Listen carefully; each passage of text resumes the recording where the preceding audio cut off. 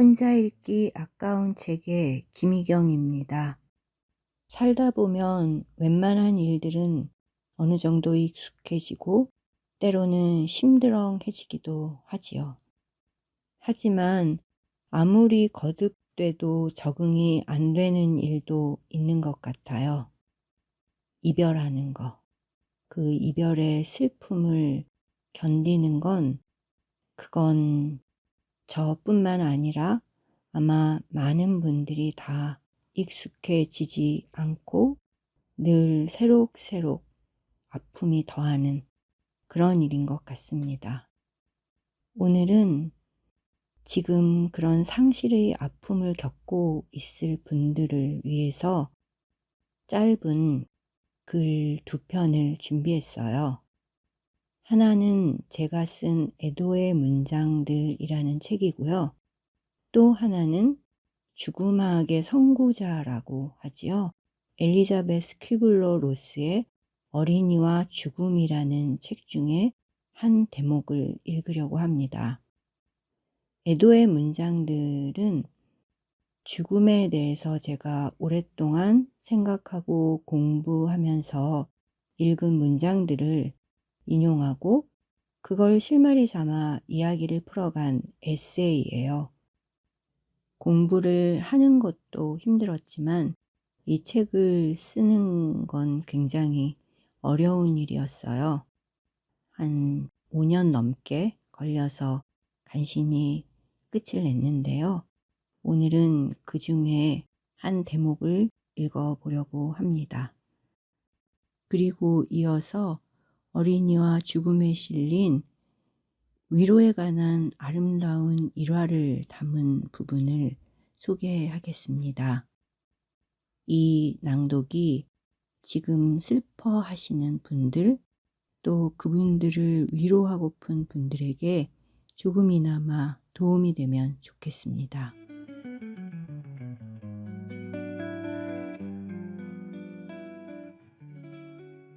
아무것도 안 하는 게 아니야. 슬퍼하고 있잖아. 그거 아주 힘든 일이야. 수 클리볼드의 나는 가해자의 엄마입니다 중에서. 젊은 시절 사랑하는 사람에게서 헤어지잔 말을 들었을 때 땅이 꺼지는 것 같았다. 분노, 원망, 좌절, 수치심, 무력감, 심지어 자살 충동까지 온갖 감정을 느꼈다. 그때는 너무 사랑해서 그런 줄 알았는데 죽음 공부를 하면서 깨달았다. 상실이란 그런 것임을. 중년의 퇴직자들이 느끼는 절망감 역시 이와 다르지 않다. 긴 시간 나와 함께 했던 것을 잃었을 때 나란 존재가 부정당하고 자신에게 커다란 의미였던 것을 잃었을 때 사람은 무너진다. 그의 일부가 죽기 때문이다. 애도는 그런 나를 슬퍼하고 위로하는 것이다. 상실로 인해 죽은 내 일부를 떠나 보내는 일이다. 쉽지 않은 일이다. 나를 버린 상대를 용서하는 것도, 내가 그렇게 허약한 인간이란 걸 인정하는 것도 쉽지 않다. 내 약함을 남이 보고 동정하는 것도 싫다. 그래서 아무렇지 않은 척한다. 슬퍼하는 자신에게서 눈을 돌리고 울음이 터지려는 입을 막는다. 그렇게 상처를 봉합한다. 하지만 잘 아물어 딱지가 떨어질 때까지 보살펴 주지 않은 상처는 덧나게 마련이다. 제때 제대로 애도하는 것이 중요한 이유다. 애도가 충분히 잘 이루어지려면 그 자신의 노력만큼이나 다른 사람들의 도움이 필요하다. 육지의 코끼리를 바다의 고래가 위로하듯이 곁에 있는 사람이 그의 아픔에 공감하고 위로해 줄 때 사람은 힘을 내어 자신의 상처를 들여다보고 치유할 용기를 낼 수 있다. 문제는 이 위로가 참으로 어렵다는 것이다. 뜻이 좋다고 결과도 좋은 것은 아니어서 위로라고 건넨 말이 새롭게 상처를 주는 일도 적지 않다. 독실한 종교인조차 너무나 쉽게 종교적인 말로 위로하는 사람들 때문에 상처를 입었다고 토로할 정도다.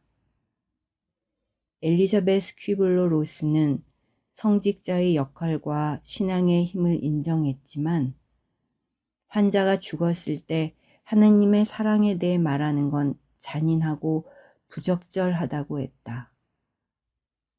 그럼 어떻게 해야 할까? 사랑을 잃고 혼돈과 공허 속에 있는 사람에게 가장 좋은 위로는 곁에서 기다려주는 것이다. 울면 손수건을 내어주고 뭔가를 얘기하면 귀 기울여 들어주며 그렇게 잠시 곁을 지켜주는 것이다. 근사한 말보다 좋은 위로는 조용한 경청이다. 듣기는 말하기보다 쉬운 것 같지만 사실은 훨씬 어렵다. 죽음을 겪는 사람들의 이야기를 듣는 것은 더욱 그렇다.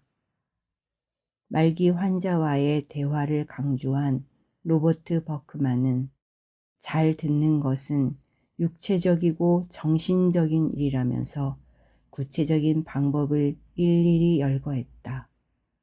일테면 이런 것이다. 잘 듣기 위해서는 환자가 하는 말에 대해 깊이 생각하라. 대꾸할 말을 미리 준비하지 마라. 환자의 말을 가로막지 마라. 환자가 당신 말을 가로막으면 그가 말하도록 하고 말을 멈추라. 무슨 말을 해야 좋을지 모를 때는 침묵하라. 아무 말도 못하고 곁에 있기만 하는 것을 겁내지 마라. 그의 가르침은 내가 하지 못했던, 그러나 슬픔 속에 있을 때 내가 가장 바라던 태도였다. 말기 환자만이 아니라 누구든 말할 수 없는 아픔을 겪는 사람에게 이런 자세로 곁을 지키고 귀를 기울이는 사람이 있다면 그는 적어도 외로움이란 고통은 겪지 않으리라.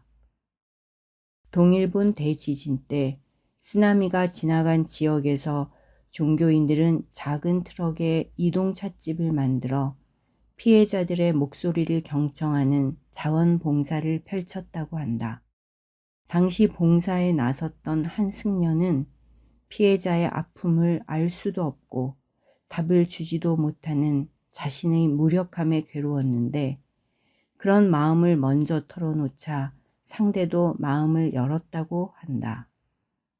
경청이란, 위로란 바로 그런 것이다. 말이 아니라 마음을 듣고 나누는 것. 그래서 내가 혼자가 아님을 깨닫는 것. 그러나 아픔을 들어주는 것은 아픔을 겪는 것 못지않게 힘들다. 그래서 우리는 섣부른 말을 늘어놓고 서둘러 피하는지도 모른다. 부끄럽지만 언젠가 자식을 잃은 어머니를 만났는데 위로는커녕 옆에 앉아있는 것조차 힘들어서 도망치듯 자리를 뜬 적이 있다. 그때 알았다. 누군가를 도우려면 나에게 힘이 있어야 한다는 것을. 애도와 위로는 힘들고 잘하기는 더욱 힘든 일이다. 하지만 상실과 죽음을 피할 수 없듯이 헤어지고 슬퍼하고 슬퍼하는 사람을 지켜보고 슬픔을 나누는 일도 피할 수 없다. 당장은 도망친다 해도 결국은 겪을 일. 어느 날 갑자기 뒤통수를 맞기 전에 미리 준비하면 충격은 줄고 결과는 더 나으리라. 죽음을 생각하는 것은 인생에서 가장 중요한 것이 무엇인가를 성찰하는 것이고 어떻게 죽을까를 생각하는 것은 어떻게 살아야 할지를 고민하는 것이다. 그러므로 모든 죽음 교육은 삶을 위한 교육이다. 그리고 우리의 인생 자체가 이걸 배우는 학교다. 더 늦기 전에 우리가 서로의 죽음을 생각하고 이야기했으면 좋겠다. 마음을 터놓고 대화하는 순간 이미 우리는 서로의 삶을 더 잘 돌보게 될 테고 자연히 세상도 좀 더 살만해질 테니까. 서로를 염려하는 것, 서로의 아픔을 배려하는 것, 함께 살아가는데 그 이상이 있을까? 이번에 읽어드릴 책은 죽음학의 선구자라고 불리는 엘리자베스 퀴블러 로스의 어린이와 죽음이라는 책에서 가져온 한 일화입니다. 이 책은 죽음을 겪는 사람들을 위한 아주 구체적인 지침이라고 할까요? 도움말을 사례를 통해서 전달하고 있어요. 큰 슬픔을 겪는 사람들에게 어떻게 하면 조금이라도 위로가 될 수 있는지 그걸 생각해 보게 하는 글입니다.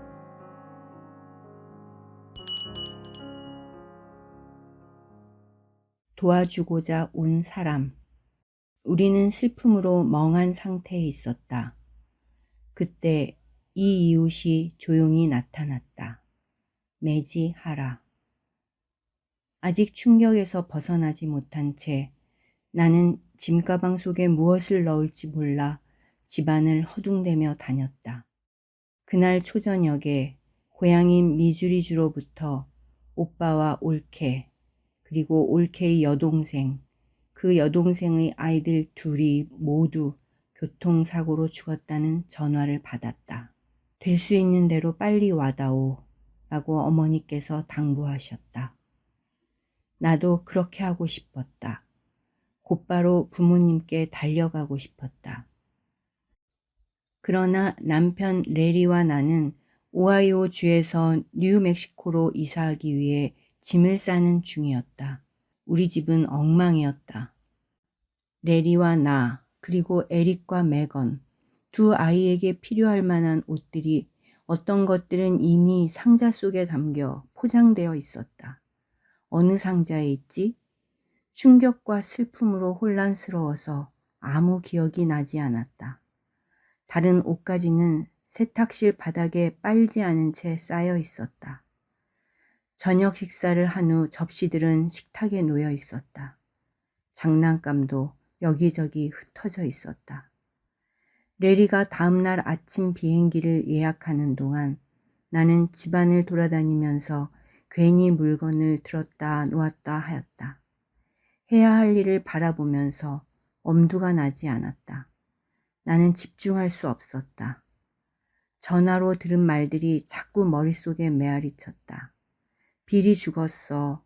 마릴린도, 준과 두 아이도. 머리를 마치 솜으로 둘러싼 것 같았다. 레리의 말이 멀리서 들려오는 것 같았고 눈앞에 커튼이 드리워졌다.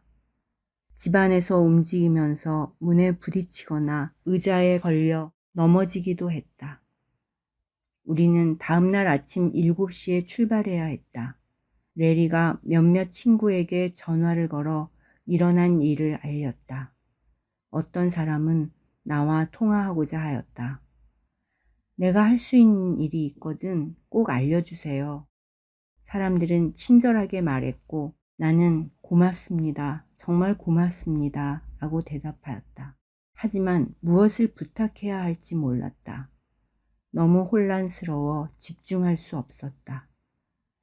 레리가 교회 주일학교 교사로 함께 봉사하는 도나 킹에게 전화를 거는 동안 나는 허공을 멍하니 바라보며 의자에 앉아 있었다. 도나와 나는 허물없는 친구였으나 자주 만나지는 못했다. 조용하고 허약해 보이는 남편 에머슨과 그녀는 15살부터 아래로 2살까지 6 아이들을 돌보느라고 언제나 바빠 주중에 만날 기회가 별로 없었다.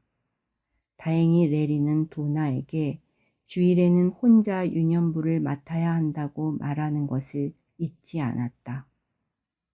내가 멍하니 앉아 있는 동안 매건이 공을 들고 뛰어다녔다. 그리고 에릭이 그 뒤를 쫓아다니고 있었다. 아이들이 잠자리에 들어야 할 시간인데 라고 생각했다. 나는 거실에 있는 아이들에게 갔다. 다리가 질질 끌렸다. 손은 납으로 된 장갑을 낀 것만 같았다. 눈을 감고 멍하니 소파에 주저앉아 있었다. 현관에 벨이 울렸을 때 나는 천천히 일어나 방을 가로질러 느릿느릿 걸어갔다. 문을 열고 보니 도나의 남편 에머슨이 현관에 있었다.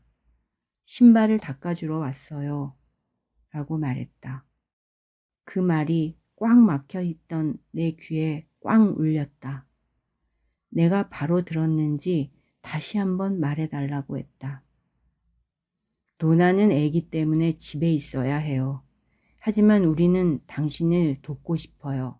우리 아버지가 돌아가셨을 때 애들이 장례식에 신을 신발을 닦고 광내는데 많은 시간이 걸렸던 것이 생각났어요. 그래서 바로 그 일을 당신을 위해 해드리려고 온 겁니다. 신발을 모두 주십시오. 새 것뿐만 아니고 모두 다요. 그 말을 하기 전까지 나는 신발에 대해 생각조차 하지 않았다. 그제야 지난 주일에 교회에서 나와 정장 구두를 신은 에릭이 인도를 벗어나 진흙이 있는 데로 갔던 기억이 났다. 오빠에게 질세라 매건도 신발을 질질 끌며 돌멩이를 찼다. 집에 왔을 때 신발들을 세탁실에 던져놓고 나중에 닦는다고 하고는 잊고 있었다. 에머슨의 말은 내가 할 일들을 생각나게 했다. 그가 부엌 바닥에 신문지를 펴는 동안 나는 레리의 정장 구두와 평상 신발, 나의 구두와 굽낮은 신발, 아이들의 더러워진 정장 구두와 얼룩진 테니스용 운동화들을 모았다.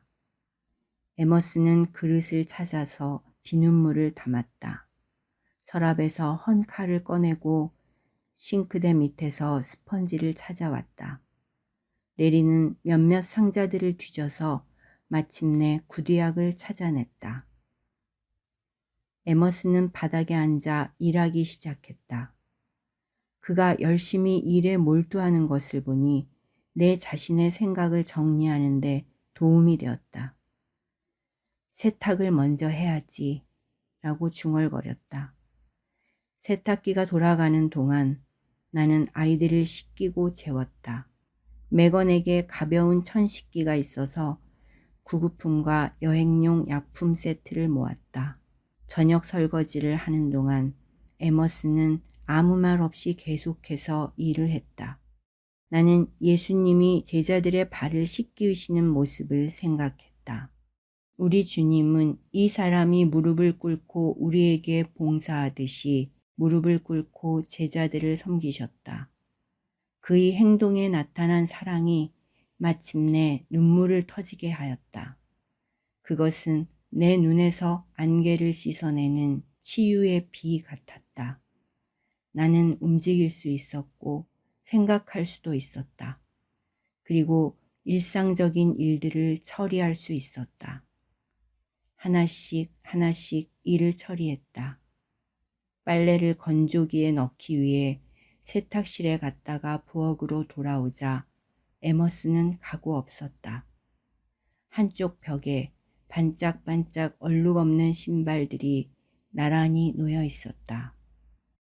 나중에 짐을 쌀 때 에머슨이 신발바닥까지 깨끗이 닦았다는 것을 알았다. 신발이 옷을 더럽히지 않으리라는 것을 알기 때문에 곧장 가방 속에 넣을 수 있었다. 우리는 늦게 잠자리에 들었고 이른 아침에 일어났으나 공항으로 떠날 때까지 모든 일이 처리되어 있었다. 우리 앞에는 우울하고 슬픈 날들이 기다리고 있었지만 부엌 바닥에 무릎을 꿇고 앉아서 물통을 옆에 놓고 일하던 그 조용한 남자의 모습을 통해 그리스도의 위안이 나를 지탱하게 했다. 나는 이제 아는 사람이 사랑하는 사람을 잃었다는 소식을 들을 때마다 전화로 내가 할 수 있는 일이 무엇인지 알려주세요 라는 공허한 제의는 더 이상 하지 않는다. 그 사람의 필요에 꼭 맞는 한 가지 특별한 일을 생각하려고 한다. 그 집 자동차 청소를 한다든지, 강아지를 애견센터에 데려다 준다든지, 장례식 기간 동안 집을 봐준다든지 하는 것이다. 만일 그 사람이 그것이 필요하다는 걸 어떻게 알았어요? 라고 물으면 어떤 사람이 언젠가 내 신을 닦아주었기 때문이지요. 라고 대답한다.